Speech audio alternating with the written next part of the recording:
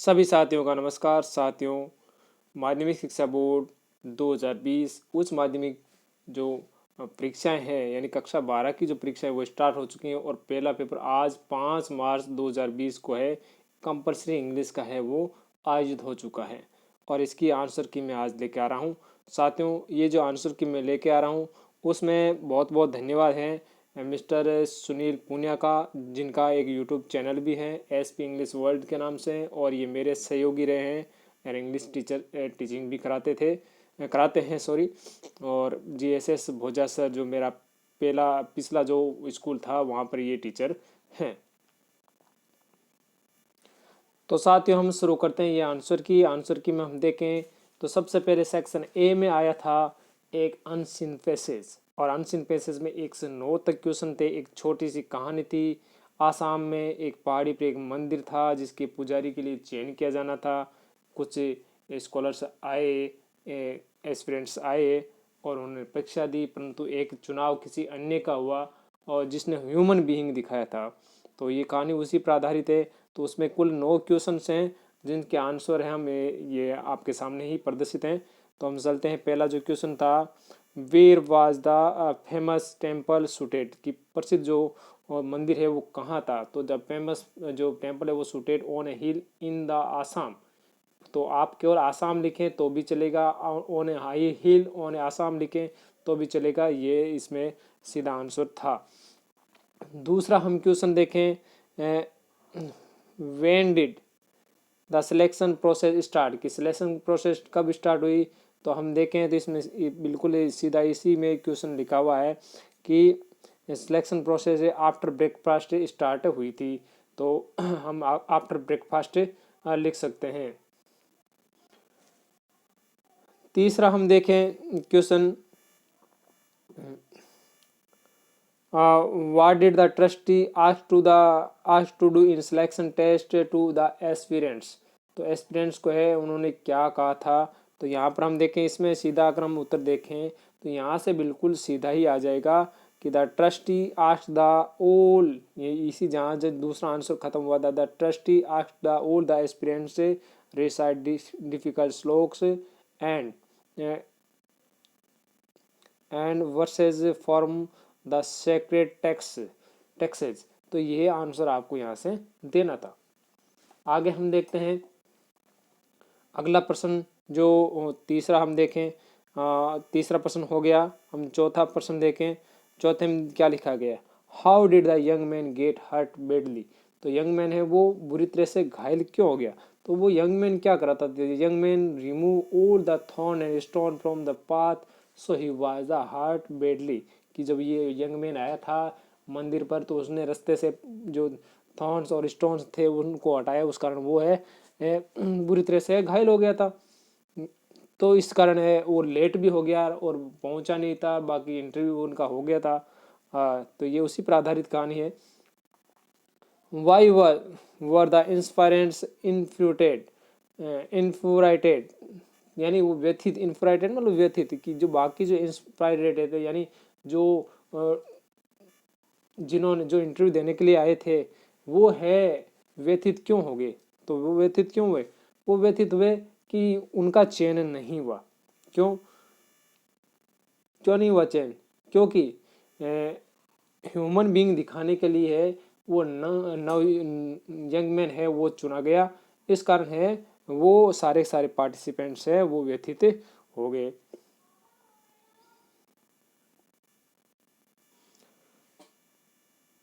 छठा हम क्वेश्चन देखें तो छठा क्वेश्चन आ रहा है कि why was the young man selected as a new priest of the temple. तो वो क्यों सिलेक्ट हुआ, तो उसके पीछे क्या रीज़न था। तो हम उसको देखें तो रीज़न क्या था। रीज़न था कि उसने क्या किया, young man not only thought about other but he cleared also the path so that no one would get hurt. So he qualified as human being to be the successor of a great old priest। तो उसने क्या किया कि वो उसने केवल अपने बारे में नहीं सोचा, उन्होंने दूसरे के बारे में भी सोचा और रास्ते में आने वाले जो थॉर्न्स थे, जो स्टोन्स थे, उनको उसने हटाया ताकि कोई अन्य जो है यात्री आए जाए मंदिर के लिए तो वो है घायल न हो, हर्ट न हो, इसलिए उसने ह्यूमन बीइंग दिखाया, इसलिए वो चुना गया। Find the one word from the passage from which means the persons who were ambitious and want to aspire some things। तो इसके दो आंसर हो सकते हैं, एक स्कॉलर भी हो सकता है, इसके अलावा इसका आंसर है एस्पिरेंट भी हो सकता है, एस्पिरेंट भी इसका आंसर हो सकता है। आठवां है a person who follows next in order. तो नेक्स्ट इन ऑर्डर ये फॉलो होते हैं तो उसको हम कहते हैं सक्सेसर। और now make excuse for by reasoning and express regret, यानी माफ़ी मांगने की जो प्रक्रिया उसको हम क्या कहते हैं, ओपोलॉजी कहते हैं, ओपोलाइज्ड कहते हैं इसको। तो ये आंसर इसका होगा। अगला जो क्वेश्चन आया था, अगला जो क्वेश्चन आया था वो था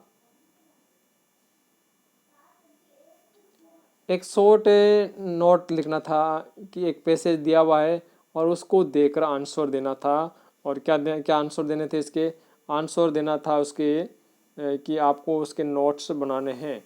on the basis of your reading the above passage make notes on using heading and सब हेडिंग, कि हेडिंग और सब हेडिंग बनाकर है इसको नोट्स देने।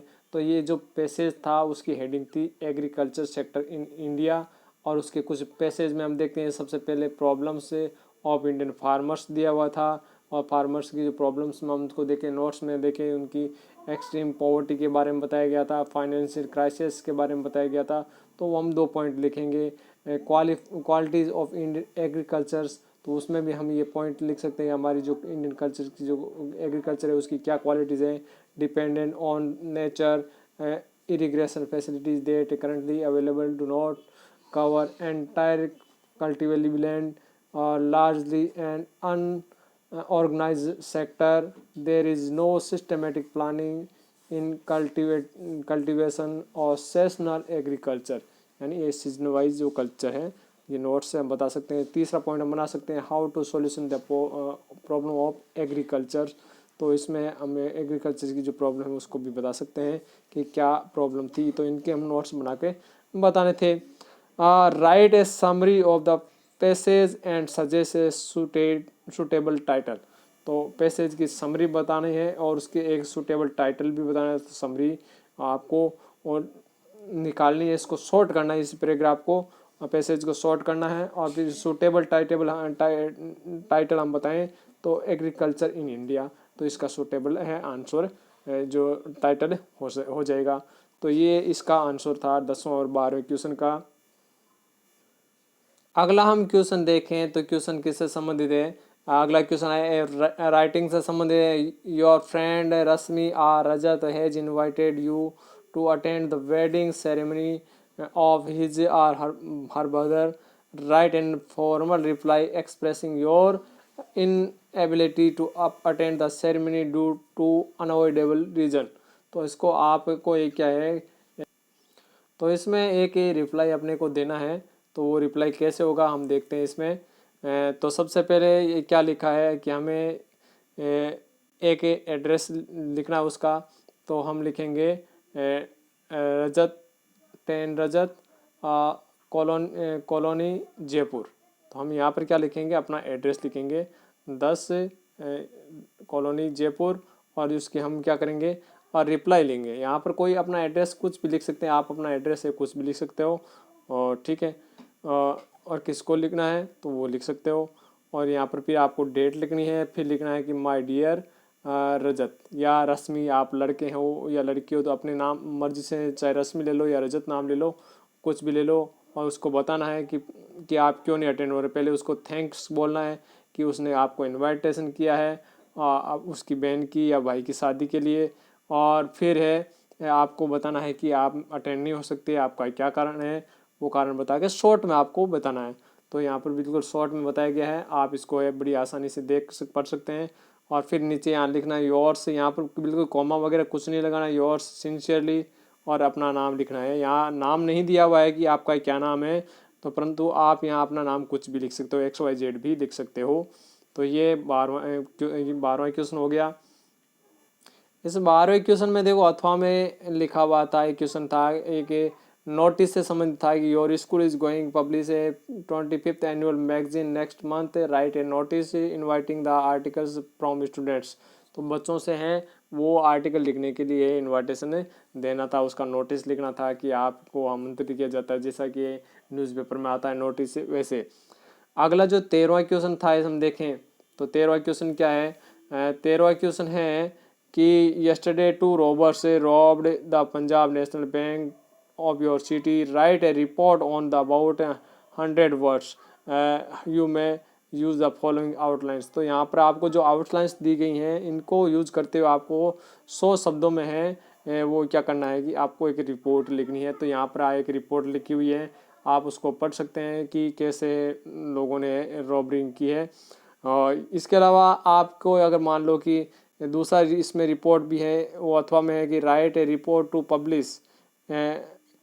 Published in a newspaper on the annual function of your school. क्योंकि अभी एनुअल फंक्शन काफ़ी ज़्यादा हुए, तो एनुअल फंक्शन पर एक रिपोर्ट है वो लिखने की बात की गई है, और उसके लिए कुछ वर्ड्स है आपको ये यहाँ से लेने हैं।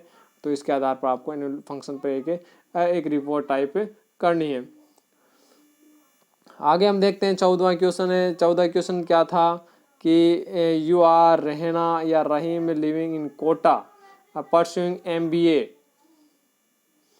Right a letter to CEO Orcare India Private Limited Surat applying for the post of a soft engineer giving your resume. तो एक CEO को क्या एक लेटर लिखना है CEO Orcare इंडिया को, और किसके लिए, सॉफ्टवेयर इंजीनियर के लिए। तो अपना रिज्यूम देते हुए लिखना है।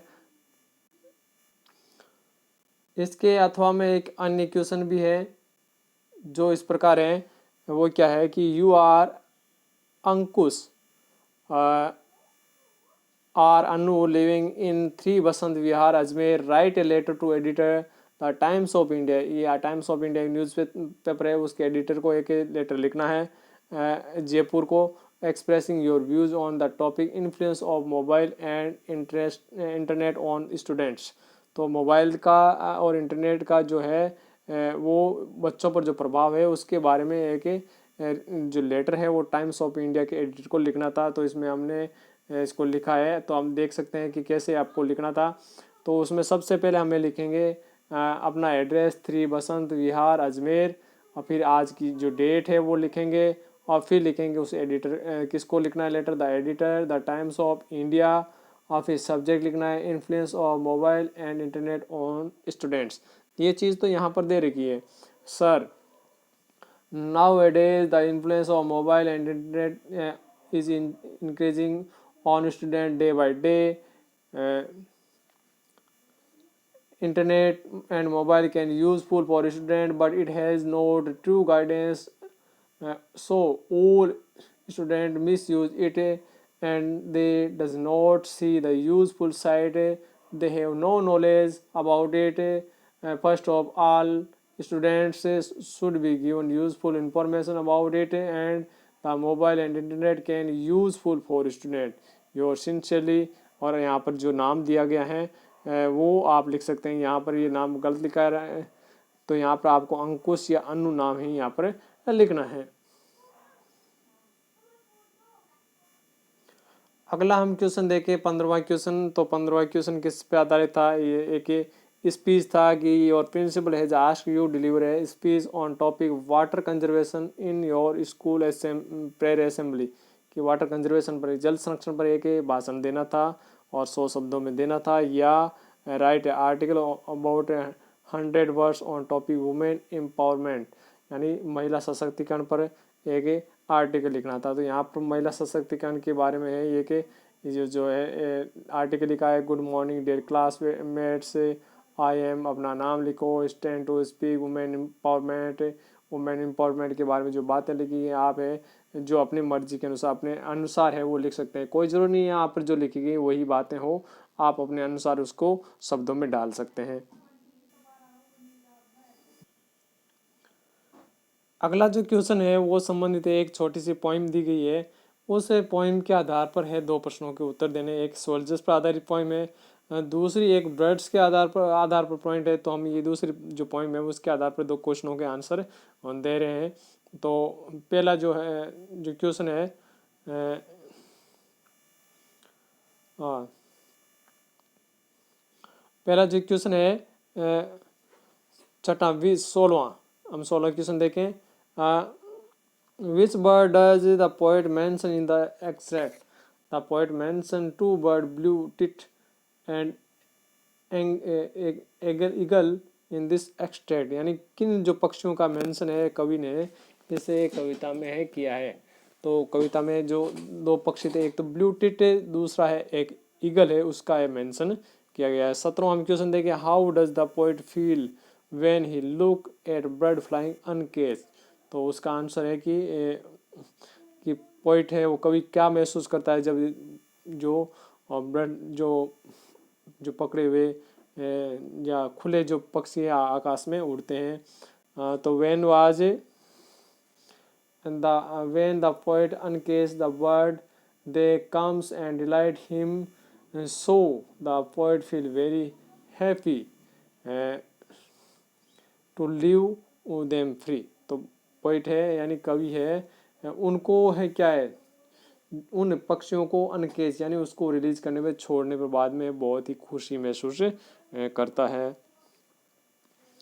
आप 18वें क्वेश्चन देखें। आंसर 3 ऑफ फॉलोइंग क्वेश्चन से 30 to 40 वर्ड्स ईच, यानी 4 क्वेश्चन दे रखे उनमें से आपको 3 के आंसर देने हैं। तो हम पहला देखते हैं कि what the theme of the poem the snare. The theme of poem snare की हम देखें, यहाँ पर आंसर दिया हुआ है।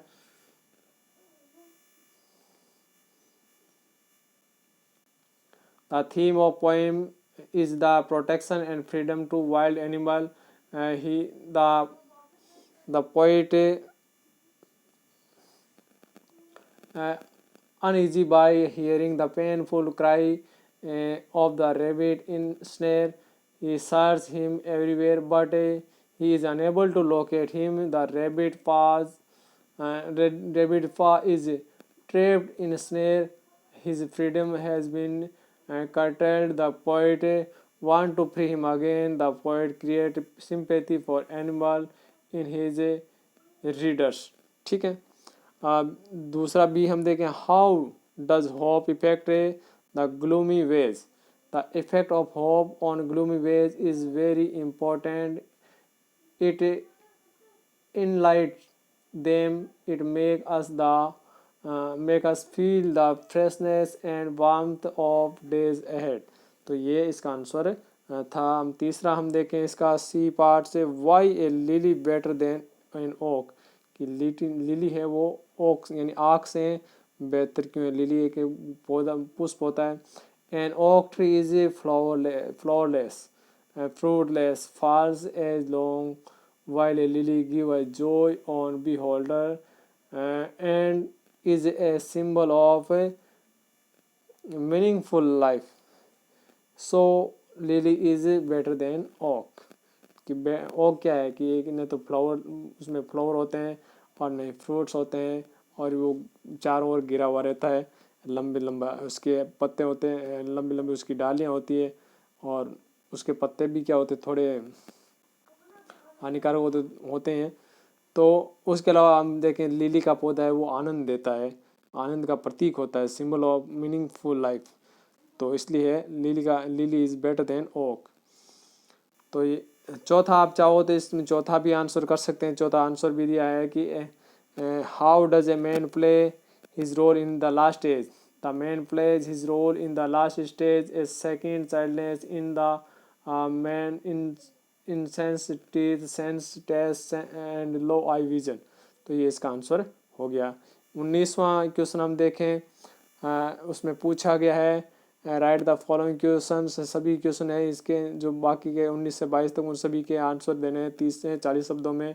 तो 19वां क्या पूछा है? What can the cheapest form of transport in India? की भारत में है जो यातायात का जो सबसे सस्ता साधन क्या है? तो वाटरवेज यानी पानी के अंदर चलना, जलयान, वाटरवेज यानी जल मार्ग है भारत में सबसे सस्ता ट्रांसपोर्ट है। 20वां देखें, who suggest the room size 10 by 8 and 2 warm, कि 10 by 8 का जो रूम है उस किसने किसको सजेस्ट किया। तो mister Malik suggest the room size 10 by 8 to the architect for the construction of their new house। Mister Malik support the size. तो मिस्टर मलिक ने किसको सपोर्ट किया, मिस्टर मलिक ने सपोर्ट किया एंड किसको, वॉम टू वॉम यानी टू द आर्किटेक्ट, यानी architect को उसने सपोर्ट किया। मिस्टर मलिक ने सजेस्ट किया टू आर्किटेक्ट को, किसको, आर्किटेक्ट को। Why did Gandhi ji scold the lawyer, Gandhi ji ने लॉयर को स्कोल्ड क्यों किया। Gandhi ji scold the lawyer of the चेयरपन Champaran area for charging high fees for the pure sharecroppers and not helping them, कि जो है चंपारण जो ये क्षेत्र में वो बहुत ज़्यादा फीस ले रहा था लॉयर, इसलिए गांधी जी ने उसको स्कोल्ड किया। 22वां देखें, why is Antarctica is a crucial element in the debate of climate change. तो Antarctica is a crucial element in the debate of on climate change of world over. This is because the relative precisness, moreover how important is a hold and in its ice course half a million year old carbon record trapped in his layers of ice। तो ये इसका answer हो गया।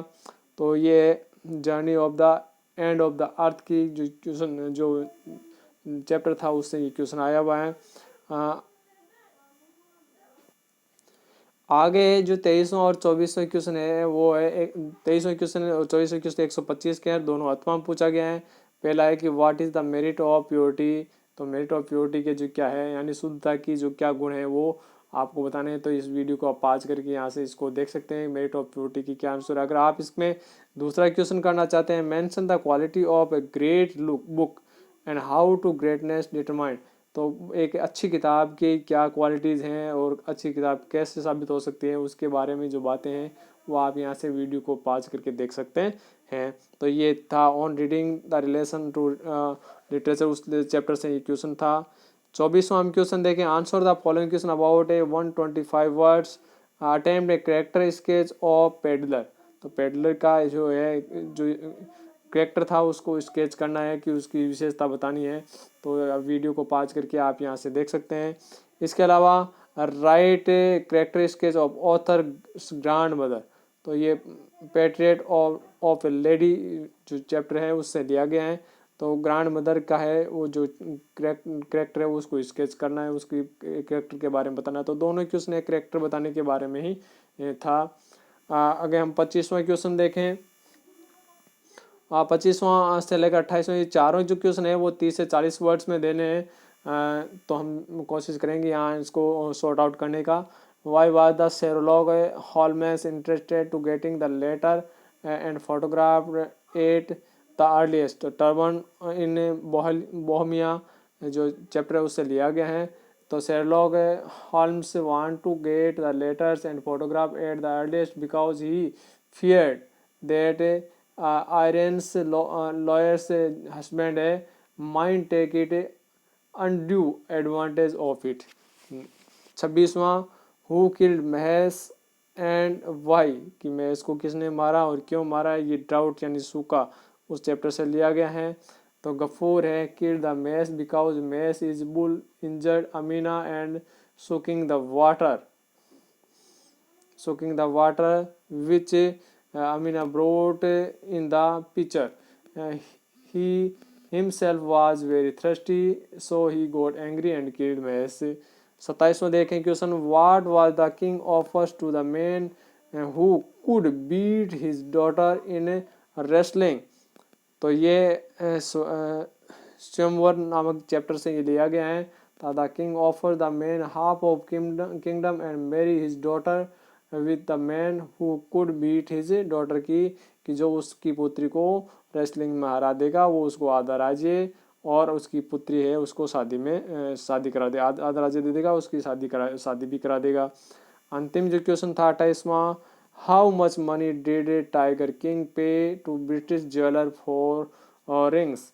The king paid 3 lakhs rupees to British jeweller for rings. तो ये 28 question थे जो इसे प्रश्न पेपर में आए थे। आशा करता हूँ आपको अच्छा लगा होगा। अगले जो है आंसर की है वो भी हम अपलोड करते रहेंगे आपके लिए। तब तक के लिए जय हिंद।